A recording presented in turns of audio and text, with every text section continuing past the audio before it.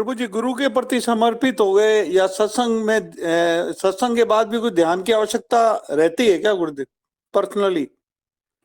देखो, ऐसा कुछ नहीं है। मैं आपको बताता हूँ, अगर आप हर वक्त परमात्मा के बारे में ही चिंतन मनन करते हो ना, यानी आप सभी साधनाओं के जो माँ है ना, उसमें आप गए। यानी और कोई साधना की आवश्यकता है ही नहीं। आप सिंपल परमात्मा, अगर उसका ही अखंड ध्यान मनन चिंतन, आपकी सारी चित्तवृत्ति अगर परमात्मा में ही लग गई है, तो उसको निर्विकल्प समाधि कहते हैं। यानी निर्विकल्प समाधि कौन सी साधना अभी जरूरी है? कोई साधना जरूरी नहीं है। और उसी में ही सारी सिद्धियां समाई हुई है।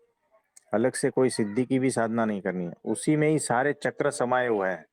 अलग से कोई चक्र की साधना नहीं है। और साथ में होश पूर्वक अपने दोषों को हटाते हैं। समझदारी पूर्वक अपने दोषों को जब हटाते हैं, तब आप जो है उस लेवल पर पहुंचते हो। नहीं तो बीच में ही भटक जाते हैं। दोष आपके गए नहीं और सिद्धियां आ गई। तो इसीलिए जो है ना, हम कहते हैं कि धर्म ज्ञान वैराग्य और भक्ति, ये चारों चीज चाहिए, तब जाके एकांतिक स्थिति होती है। तो जो ध्यान है वो निर्विकल्प समाधि तक ले जाता है। ये एक पंथ हुआ, एक मार्ग हुआ। फिर वो जो दूसरा है भक्ति, तो भक्ति भी जो है उसी प्रकार से वहां तक ही ले जाती है।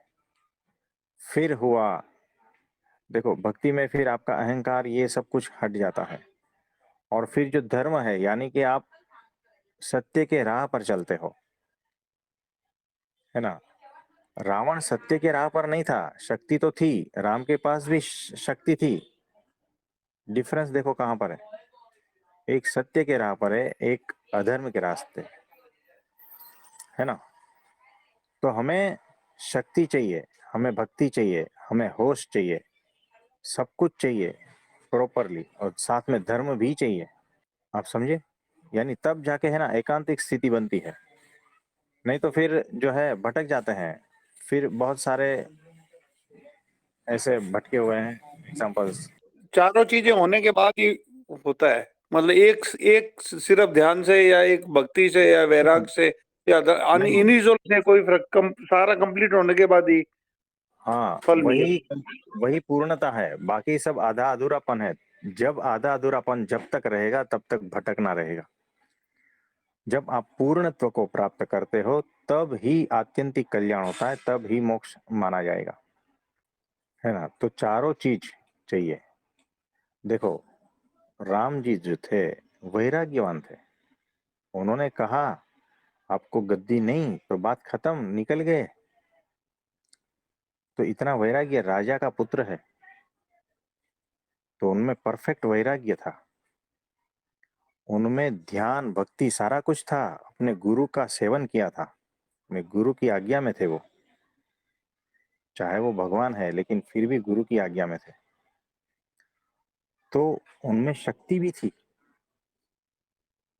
यानी ध्यान, वैराग्य, हाँ, ज्ञान भी था, होश भी था। अब देखो, धर्म के रास्ते पे चलने वाले थे, नियम धर्म से चलते थे। तो धर्म, ज्ञान, वैराग्य और भक्ति भी थी उनकी।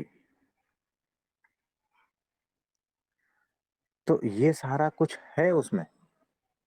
हमें पूर्ण चाहिए, पूर्ण। हमें वैसा बनना है, हमें आधे अधूरे नहीं बनना है। क्योंकि ये चारों चीज जो है ना, एक दूसरे की पूरक है।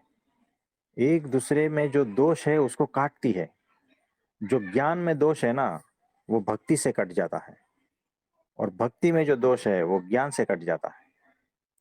एक दूसरे के पूरक है, आप समझे। और वैराग्य के बिना आपका न ज्ञान टिकेगा न भक्ति टिकेगी, है ना। तो ये सारा चीज आपको चाहिए है। और शक्ति रहेगी और धर्म नहीं रहेगा ना, तो भी नुकसान हो जाएगा। हाँ, आप समझे। तो ये चारों चीज चाहिए है हमें, तब जाके पूर्णत्व को हम प्राप्त करते हैं तो हर एक साधक को ये चाहिए और वैसा बनना है, एकांतिक स्थिति वाले बनना है। तो छोटे मोटे ये जो आत्मज्ञानी ये वो सब कुछ ये कचरा है सारा कुछ। हाँ, वैसे नहीं, एकांतिक स्थिति, ब्राह्मी स्थिति को प्राप्त करना है।